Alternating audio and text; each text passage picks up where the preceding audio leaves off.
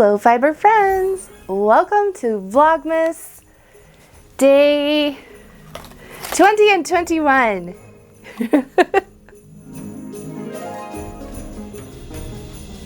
I have half of a finished project to show you today, which I'm very excited about, and I'm working on the other half. We're gonna get it done. Here's one finished sock. It has some wool fluff on it. Here it is. I think I can officially say these are going to be Mark's Christmas socks this year because I'm feeling very confident now that one is finished. And I had him close his eyes and I tried it on his foot and it fits. But I didn't explain what I was doing, so I'm sure he has no idea he might be getting socks this year. So I hope you don't mind, but while we're chatting, I'm just doing a little knitting. I'm on the leg. I finished the cuff. So this one is just round and round we go till we get to the heel. And that, I kind of like this part because I can just, you know, someone was making comments about how I get, how I get everything done. Obviously I have to look sometimes, but I do enjoy, there we go, reading a book while I knit. Does anyone else do that? Because if you're just doing in the round, you don't have to look all the time, right? So here, let me show you what I mean. I don't feel like fully moving my whole setup over there, so just pretend I'm at a table, right? And I've got my book propped up right here, like this, and then I can, you know, get started here. I just switched needles, okay. And so now, while I'm knitting, I can just look at my book and read and turn the page and, you know, stop when I need to every now and then. I also like audiobooks, and then that would work real well if I was turning the heel, I guess. I do this when I'm spinning too. I will put my, it's a little harder with an actual book while I'm spinning, but I will put my Kindle on the table of my spinning wheel, and then I just read while I spin, and it works. It's good. I'm productive. I get things done. Well, let's open a couple of Vlogmas days. We've got, what did I say, 20 and 21 today, and then I did finish reading a book. I finished reading The Power of Knitting, Stitching Together Our Lives in a Fractured World by Loretta Napoleoni, and I enjoyed it very much. I do have a tiny criticism, but I overall enjoyed it very much, and there was some stuff I learned in there, which is always fun when you read a book and it doesn't feel like the author read a book that you already read and just kind of restated everything in their own way. That's annoying. All right, so let's open a couple of Vlogmas boxes because I just finished knitting that row on that needle. Yay! Progress. Here we are with day 20. And this is another heavy one. I don't know what's in here, but the heavy ones have been pretty spectacular so far. And if anyone's wondering, I do have an affiliate link for Twice Sheared Sheep, who sent me this advent box, and it's in the video description. Okay, I feel something. What do we have here? I'm not sure what this is. Flower yarn cutter. Interesting. Okay, there's a slot here, and then the flower has a blade in between the petals. So you can place it in the holder, and then you can press your yarn down. Do I have a little? I do. Check this out. It's a piece of linen. If this can cut linen, it can cut anything, because linen is pretty tough. All right, so I'm gonna just do like, okay, friends, I understand that this is for yarn.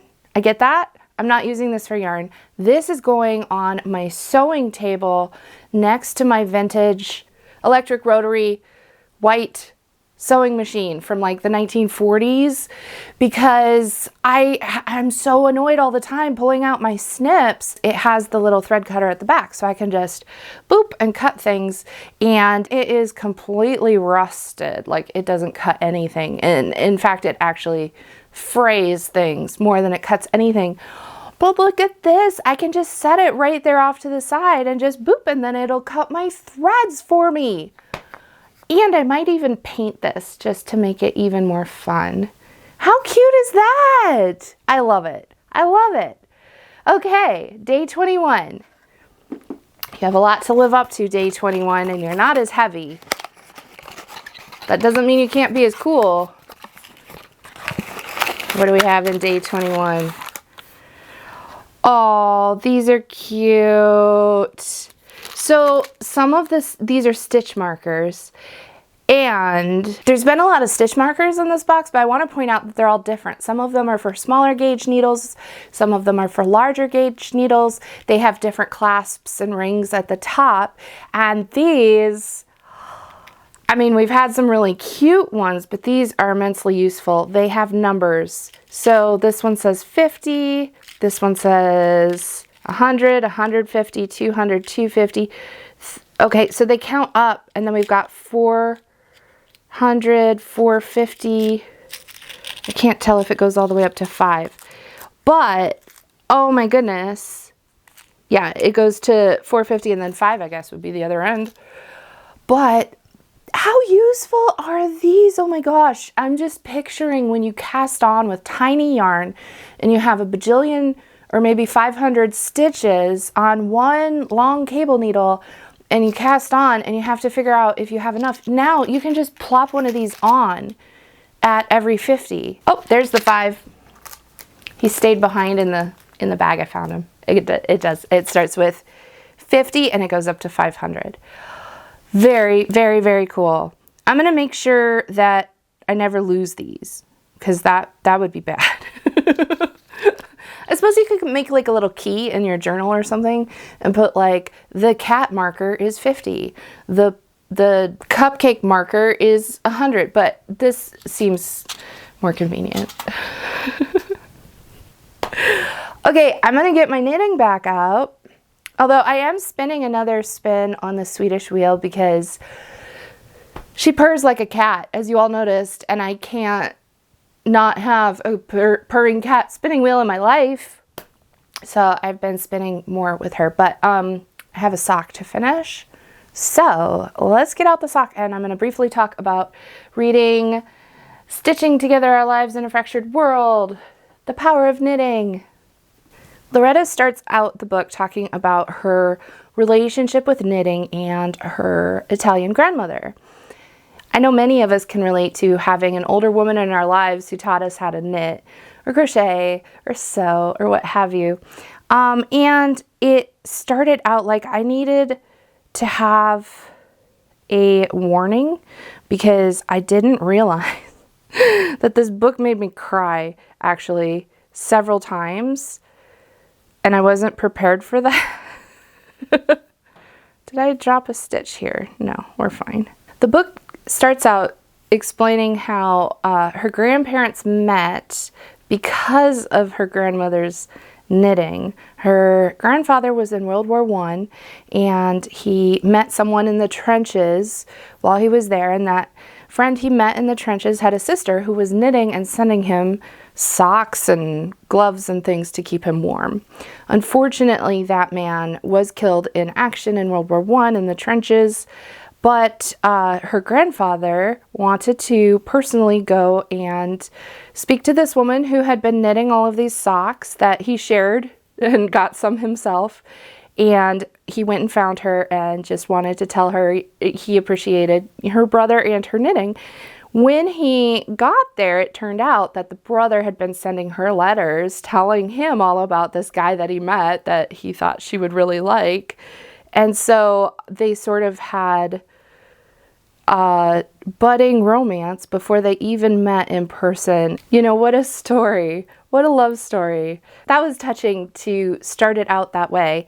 And it also was juxtaposing the act of knitting, something that we sort of associate with domesticity and being safe and cozy at home, with the horrors of trench warfare in World War I, and putting those things side by side and then seeing how something so beautiful as a love story could blossom from that was, I thought, a very cool way to start the book. It was personal on both sides of that story for the author, and I really appreciated, you know, like, this isn't, split my yarn. Okay. So we kind of have this far-ranging socks being knit in the world wars for soldiers, and then we run all the way through various other movements, the hippie movement of the 60s, all the way up to the pink pussy hats that were knit for the Women's March.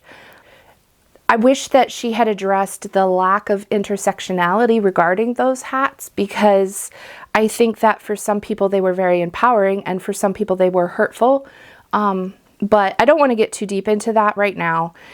But I do wish that had also been addressed. There were quite a few moments in history where the author was able to connect knitting with these significant things that people were experiencing on a cultural level.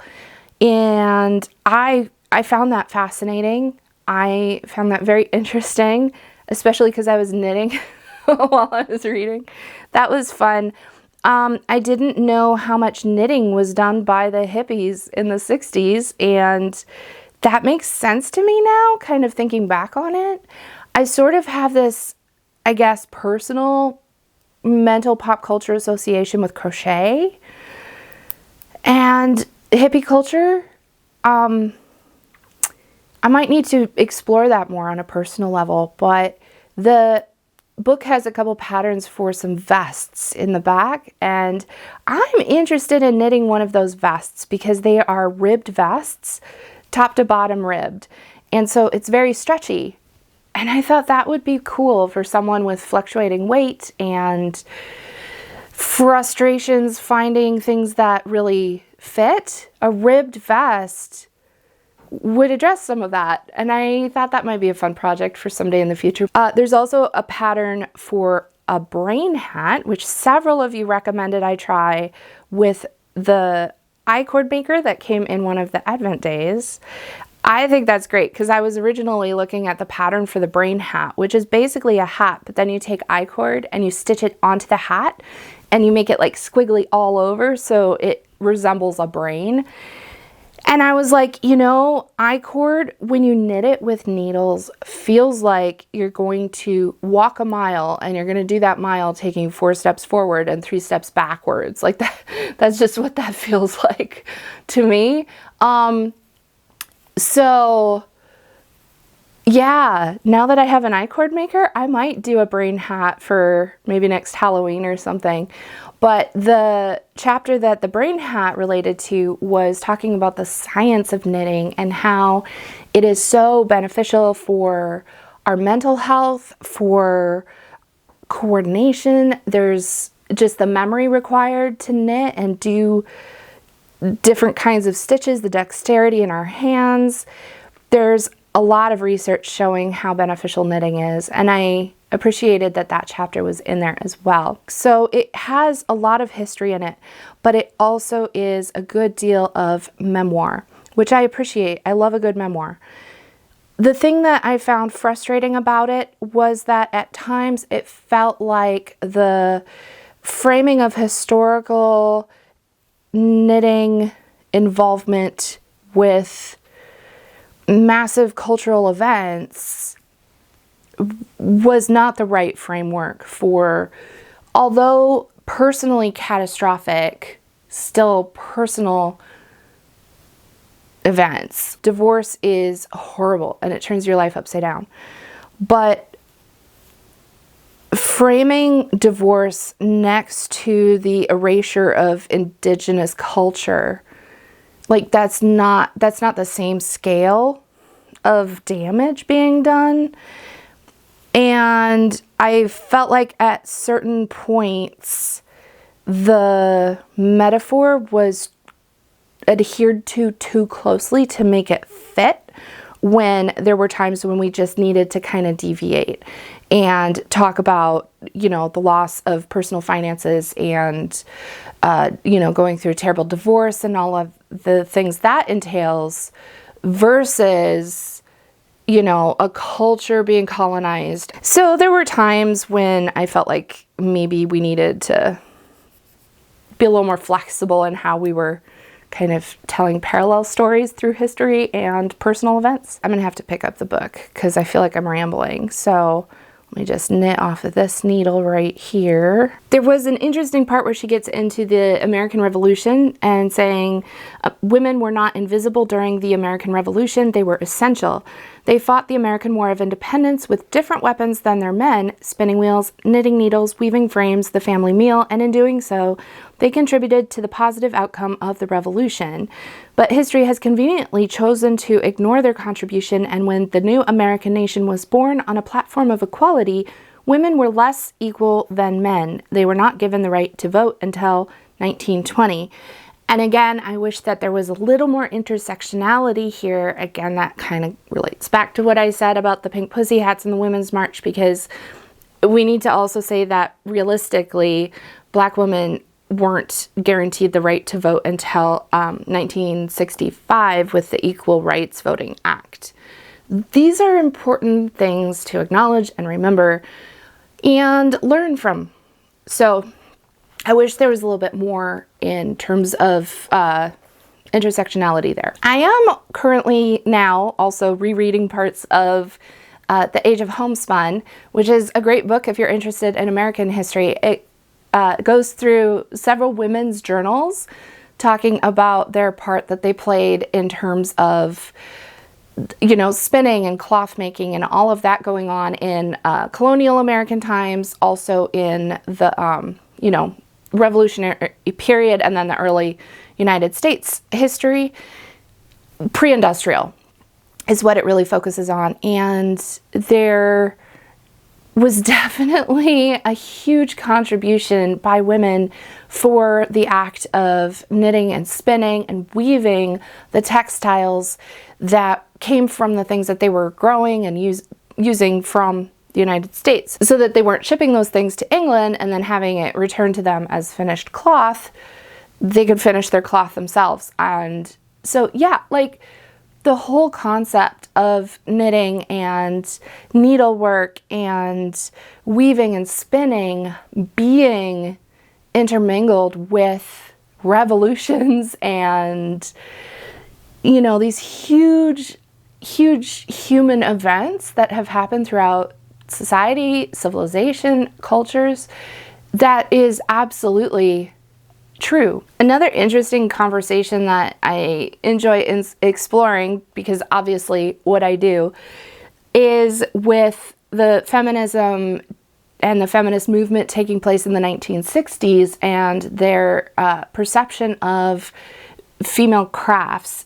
It says, while any type of female craft was widely dismissed as an instrument to reinforce the male domination paradigm, when it came to knitting and crocheting, the feminist movement was split and could not take a stand. Some women looked at knitting as a craft that had bound women to their homes and occupied them in invisible, unrewarded labor, and considered it one of the symbols of women's oppression. But here's the counter argument. These women were unaware of the empowering political and revolutionary aspect that knitting has had throughout history, and also that it had been an effective vehicle of human creativity. I also have an argument with the women's movement of the 1960s and this whole no more aprons thing.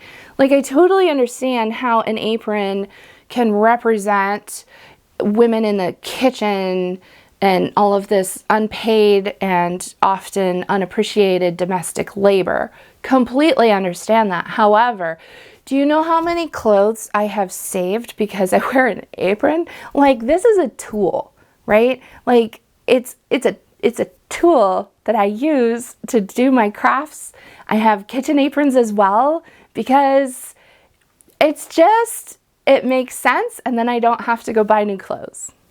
which in the end saves my budget, I guess. Anyway, this was a very rough and tumble run through a couple of the things that were outlined in the book. Overall, I thought it was a very enjoyable read, but I do think it's important to call out those moments where the lack of intersectionality is a little glaring, and hopefully future books can include more of that conversation in those areas. If you have read this book, or if you are reading, or if you're interested in reading, I would love to know your thoughts about it. You can DM me on Instagram. A lot of people have wondered how to get in touch with me. You can DM me on Instagram. Sometimes I have time to respond, sometimes I don't, but if I read your message, I'll at least put a heart so that you know I saw it. And that's a good way we can communicate with each other. My Instagram is Jillian Eve FA for fiber art, because Jillian Eve was already taken on Instagram, but you'll find me at Jillian Eve FA.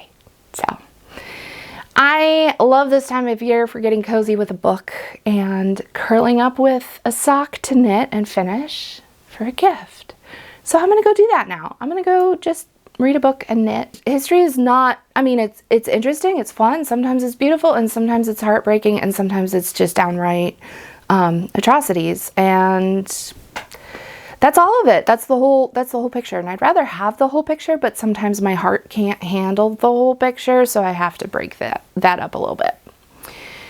But I feel like that's a healthy thing to do. So what am I going to read instead? I don't know. What other books do I have?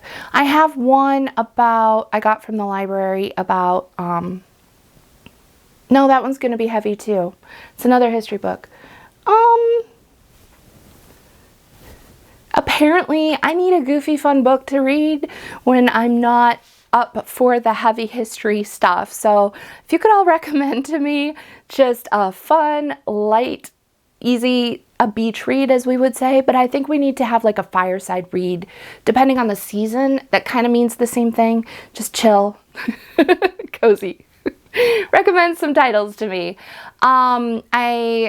I struggle with historical fiction because I know too much about history. I get taken out of it because there's like just glaring inaccuracies and it just pulls me out of the story. So I struggle with those, but I do like fantasy because fantasy can be whatever. And that pulls me out less because you can't say it's wrong because it's fantasy. It's whatever the author's making up, right? World building is cool. All right, so recommend some fun stuff to me, and I will see you all in the next one. Happy spinning / knitting / reading, and happy Vlogmas.